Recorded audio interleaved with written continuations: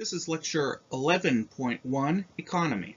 In this lecture, we'll talk about what it means that economy is a social institution. We'll talk about some basic definitions, historic economies, modern economies, and how we, as people who engage in economies, cope with work. General reminder on a definition: a social institution is a system and structure that shapes the activities of groups and individuals in society. You can't actually visit a social institution. It is a social structure. It's not actually a place. So for example, we think of maybe small businesses or banks or maybe financial parts of town as being where things like economies exist. But the reality is that economies exist everywhere where people consume goods, where they make money, where they distribute goods. It's really something that's everywhere in our society. And then later on in in the next couple lectures, we're going to be integrating concepts of economy and politics in terms of how they relate to each other as social institutions. But other social institutions include education, religion, family, sports teams, any number of entities in society can be classified as social institutions. So let's talk about the basic definition of economy. An economy is a social institution that organizes ways in which society produces, distributes, and consumes goods and services.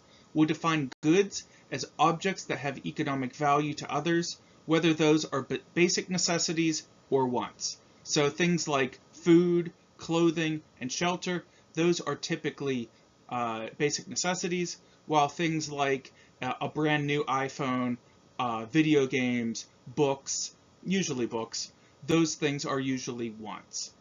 Services then are economically productive activities that don't possess a direct physical product. These are things like medical service, hospitality services, including restaurants and hotels, and also things like tech support or teaching for that matter. Typically, those classify as being service-type jobs. A formal economy, then, is all work-related activities that provide income that are regulated by government agencies. You could also call this the legal economy. Government then regulates the formal economy by definition. Businesses must register with government entities and report to the IRS. That is part of what it means to be in a formal economy. And reporting to the IRS is what it means to be part of the formal economy in the United States. What that means in different societies can be slightly different. Additionally, in formal economies, the government regulates wages, regulates conditions of employment, health and safety, environmental effects, product quality, and any number of elements of what it means to be a legal business. An informal economy, then, is all income-generated activities that are not reported to government as required by law. This has kind of a range of informality. These can be things that are, just slightly not legal, to things that are intensely illegal. So things like illegal gun sales, it can include software pirating or actual stealing of things and reselling them, like real pirating. It can include drug sales, things like sex trafficking. Those are illegal. But it also includes things that are not technically illegal, but unreported in terms of the IRS and economy. Things like garage sales, eBay sales, domestic workers, and babysitters. Most of those activities, the way they normally happen, are not technically illegal, but they're not kept track of by the government. So that gives them very much in a gray area. For reference, and my brother who's an attorney explained this to me a while ago, until you hit a certain threshold, a certain income threshold, and if I remember correctly, it's somewhere around $5,000, basically the government doesn't care. But once you get over that $5,000 threshold, then you do have to report that income to the IRS, and then the government does start caring. Even though many people, when they do that kind of work, they don't actually do those reportings. And, you know, most of us probably don't think that's that bad of a thing. That's all part of how informal economies operate. Now, just want to be super clear, none of that I just gave you right there is legal advice. If you have some questions about whether you should report a type of income, talk to either an accountant or an attorney. Additionally, then, things like unlicensed sweatshop factories. These are highly illegal elements of the informal economy. What make sweatshop situations different is that many people are employed all in one place, and typically that is not reported to the government, and also typically those workers are treated very poorly. That's by definition what a sweatshop is. People who are employed in the informal economy are disproportionately low-income people, they're disproportionately female, and they're disproportionately immigrants. That's not to say that everyone there is a low-income female immigrant. They may be male immigrants, they may be female, natives, whatever, but those classifications of people are disproportionately represented in the informal economy. Being in the informal economy then lacks certain protections. You do not get health care when you're working in a sweatshop. You don't get health care when you're working under the table. You do not get unemployment insurance if you're working under the table. If something terrible happens to you in the workplace, but you're not officially registered as a worker, you cannot sue your employer because there's no evidence that you ever actually worked for them. That's kind of one reason that it's, despite your situation, probably not a good idea to work under the table. Shadow economies then are tend to be larger in developing countries. What does that mean? That means these informal economy entities tend to be bigger in countries with less developed governmental structures and less developed regulatory structures. And I'll leave that there. I could really go on for a bit. So let's move into talking about modern economies. Your textbook does do a pretty good job in laying out historic economies, but for the sake of brevity in this lecture, I'm going to focus on modern economies. So, during the Industrial Revolution, we went from being an agriculture-based society, a farming society, to being a manufacturing society. So this is when really factories took over instead of farms. There were a number of major innovations that made the Industrial Revolution happen. The biggest of those innovations was the internal combustion engine. We became capable of burning all kinds of things, but we focused on fossil fuels. But we became capable of burning fuels to produce massive amounts of energy to fuel machines, and those machines could then go, and that energy could be used to create all sorts of things. Effectively, it's the very short version of that. Then, within that area of innovation surrounding machines, we became capable of mass producing goods. If you look around you right now, I almost guarantee that very little of the things surrounding you in a 5-foot radius are things you made by yourself from the raw materials of the planet. Very, very few things. If it is, it's like something like a scarf that you knitted, or it might be a clay cup that you made. But almost everything else we have has been made in a factory via mass production. And even Marx, who was intensely critical of modern economies and capitalist structures, acknowledged that fundamentally for the common purpose, this mass production of goods is a good thing. We can get things that we need for much cheaper, working far less, and that is a major advance in human society. And of course, where Marx gets critical is in talking about what capitalism does to us But that's, again, as we've already looked over in the class, that's a different thing. Additionally, then, we have other social innovations surrounding the Industrial Revolution, the assembly line. So the idea of the assembly line doesn't have to be industrial. It can just be a bunch of people lined up to fold envelopes and send out a mailing or something. But when you apply that then to mechanical processes, it makes it possible to create many, many things for much lower cost. And that was a major innovation in the United States in manufacturing. That innovation and application of that innovation is exemplified by the early Ford plants that Henry Ford developed, as in the Ford Motor Corporation, to make cars on a mass scale, and then that's kind of set the model for mass production in the United States and around the world.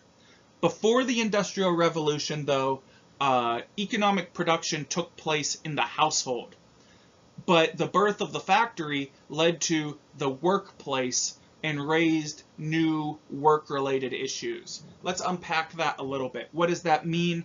It used to be when we all lived on farms and we were all pretty isolated, everyone you knew very, very well, right? You knew them for most of your life. That's how most people lived their lives. And everybody you worked with, you knew most of your life because they might have been your cousin, your siblings, your parents, whatever. So you don't have to deal with someone in the workplace that really irritates the hell out of you because you have to have a very superficial relationship. I was like, hey, Pam, how you doing? And she says, oh, I'm doing amazing. And she says that every single day in a very superficial way, and that can get very, very tiring. Those type of superficial interactions simply didn't really exist prior to the Industrial Revolution. And that is one element of those workplace issues that was created by this major innovation, because we have to start suddenly working with people that we don't necessarily know very emotionally intimately. Post-industrialism, then, is the economy that we live in today. This transition from industrialism to post-industrialism in the United States occurred in the range of between the 1960s and the mid-1980s, depending on where you're living in the country. So this is when we went from manufacturing into both information industry and service work. In the United States, this hit and had the most negative impact in the area that's now known as the Rust Belt, so across Pennsylvania, Ohio, up into Michigan, and parts of the Midwest. This area that was very, very much all about manufacturing, that is the part of the country that had the hardest time transitioning from manufacturing into post-industrialism. If you want to Google search and learn a little bit more about that, your keyword there is deindustrialization. That really tells you a lot about that. Anyway, though, in our post-industrial economy, we have two broad areas of employment. We have the information industry and the service industry. And both of these have their benefits and drawbacks to us. Almost all of us are in the information or service industry in some way. And when I say almost all of us, I probably mean somewhere in the range of about 75% of us. Those of us who are in the information industry do have higher pay, right? That is an element of the information industry, is that it requires a higher degree of training. You have to work with communications, you have to work with technology, you have to really know your stuff, and it's harder to just make it up as you go along without a degree of training. Information work is defined by knowledge work. And knowledge work, when you're someone who makes your money by using your brain, that is harder to automate.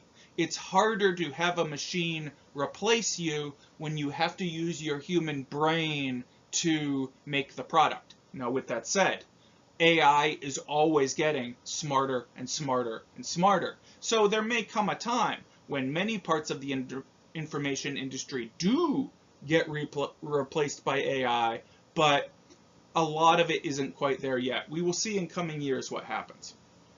Service industry jobs then have lower pay because typically service industry jobs require lower amounts of education.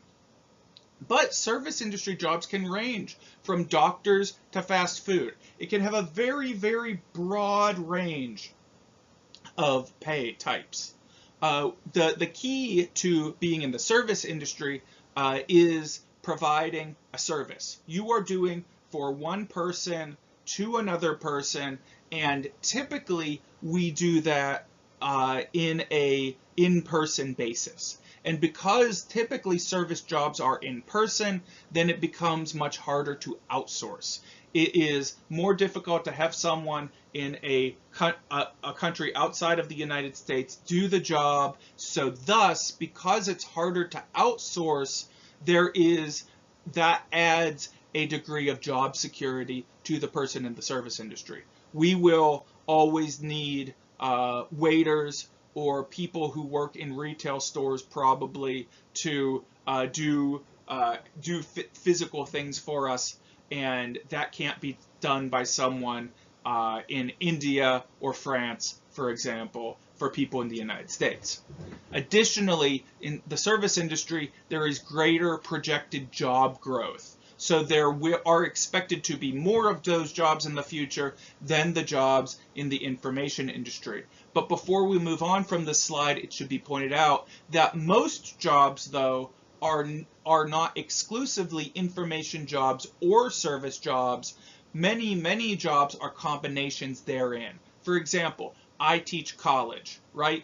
And as a college teacher, I am providing a service in sharing this weird amount of knowledge I have about very specific things. That is, by that virtue, a service that I'm providing to you. I am a person giving that to you as a person. However, you are watching this recording of this job, of me providing the service. Thus, I am engaged in technology in a degree of the information industry, right? And then additionally, in regards to this class, I have to put together and to a minor degree program elements of the online course. And a big portion of making online courses work is actually just making sure things operate, right?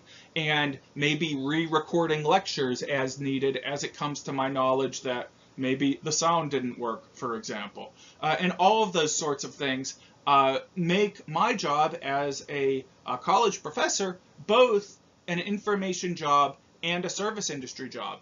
And that probably wasn't foreseen 20, 30 years ago when we were just coming into our post-industrial economy.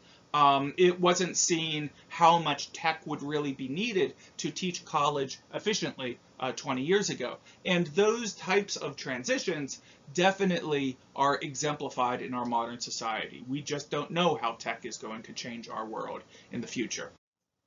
With that said, both service work and information work often include what is called emotional labor.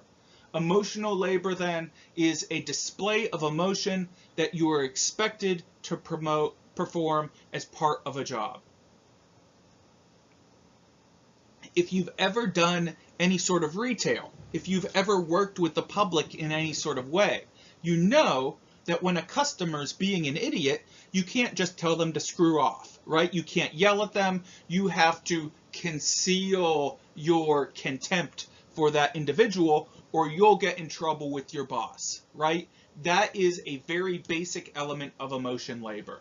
And most jobs in our modern economy have a degree of that. Some of them have much, much more, right? So a funeral director, for example, has to be very measured, very somber all the time, even if they are having a great day, and even if they they had a new baby or something, they have to act somber at work because that's what's expected of them. And it is kind of in bad taste for a funeral director to be really happy at his job, right? That is a degree of emotion labor. Now, these types of emotion labor then that are required of us in the job can result in a phenomenon known as a motive dissonance. This is a disconnect between what the worker really feels and the emotions that need to be shown or suppressed. So if the funeral director isn't able to be his happiest self on the job, that can cause some psychological stress. If you working at, say, Target have to be really happy and chipper and super duper helpful to everyone all the time and not show your deep-seated depression or anxiety, that also can result in emotive dissonance. Same general idea. It's basically what the bad thing that occurs to us when we are not allowed in our job to express our true emotion. Now this creates a degree of stress in us as human beings, and as a result of that, we have naturally developed some ways to cope with work. Marx argued that when people lose control of their production and the conditions of their production, they become alienated, and they view work as a means to survive rather than an actual rewarding activity.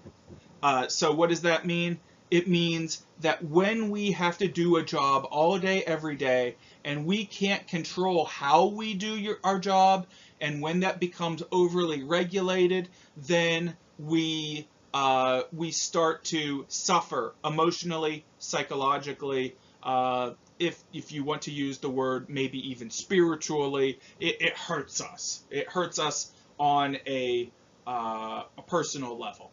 Marx observed that us humans are alienated in our job in 4 ways. First, we are alienated in the product of our labor. We start to not really care about the thing we're making anymore or the thing we're doing anymore. It's just a job to get through the day. Second, we are alienated from our own productive activity. And you know this if you've ever done any sort of especially those activities that we do over and over and over again, right? So if your job is to put a piece of paper in an envelope and you have to do that 400 times during your day, then pretty darn quickly you start to just not think about what you're physically doing with your body. And Marx posited that that's not good for us as human beings to kind of get disconnected in that way. Then we become alienated from our own fellow workers, right? So in this alienation, we stop relating to people who do jobs very similar to us or our co-workers, because maybe we're working in a large factory and my job is to screw a screw in a car, but someone else's job is to install a seat in a car. But even though we are all making a car, I stop seeing myself as having something to do with the seat installer because I'm a screw putter-inner. So thus, I get alienated from that person that I have something in common with down the line. And then all of this, Marx posited, causes us inevitably to become separated from our own human nature. Because Marx, as part of his era in German philosophy, observed that we humans want to make things. We want to do work that is productive and beautiful, but when we are forced into these situations that we can't control, then we become unable to express ourselves through our work, and thus we become alienated from our very human nature. Very, very pretty damaging. Basically, what Marx is saying here is that a job that sucks can be very, very damaging to you psychologically, socially, etc. So what do we do, right? What do we do when we are put in these situations of alienation? Well, we start to engage in what are called resistance strategies. Those are the ways we express discontent with working conditions and try to control our own labor. or we try to take our lives back, if you will. Now, individual resistance strategies can be quite innocuous. So they can be something that it doesn't have to be damaging. It can just be something that makes us feel a little bit better. Something like putting up a bunch of pictures in your workspace, right? That can be something that make us feel better about our working conditions. Additionally, maybe you are looking on your phone and shopping for things, or just looking other things on the internet when you should be working, or maybe when you're in class, right? That's an individual resistance strategy. You're trying to take control of your human activity in doing that. Making games out of work is another way that people tend to respond to these conditions of work. So it could be something like, well, I have to stock these shelves, and you say to the person that's stocking shelves with you, I bet I could stock these 4 shelves faster than you can stock those 3 shelves, and that kind of friendly competition in the workplace, that's an individual resistance strategy. Or it could be like actually sabotaging an assembly line or some other element of the workplace. So that's something that's pretty severe, probably something that most people would not consider, but that is something, that behavior that some people engage in when they just get sick of the work, sick of the boss. A more modern example could be something like, your boss is pretty untechnologically advanced, right? So you do something like unplugging their monitor from their computer so that they have to call IT, and thus, because they can't do your job, and it's going to take a couple hours for them to get that fixed because they don't know what they're doing, then you can kind of take a break. That's an example of modern day sabotage. It can also include something like collective resistance. Collective resistance is what happens when people get together to try to challenge their working conditions. This could be something like forming a union, which is federally protected in the United States. People are allowed to form unions and try to form unions and work with unions and get them recognized in a workplace. That is a collective resistance strategy. And I was a union organizer for a number of years, and I have many years of union experience. So if any of you have any questions about that, just let me know. Additionally, workers going on strike, whether it's with a union or without a union, that is a collective resistance strategy. Now, when workers go on strike with the help of a union, that is a legal strike. That is something where there are certain legal protections for those involved. If workers go on strike without a union, though, that can be quite legally dangerous and actually could get everyone fired. If you go on strike with a union, though, you can't really all collectively get fired. So that results in a little safer of a situation. There are gradations to all of these things. So, the modern economy is characterized by more temps and more freelancers. So this is moving into a new concept, right?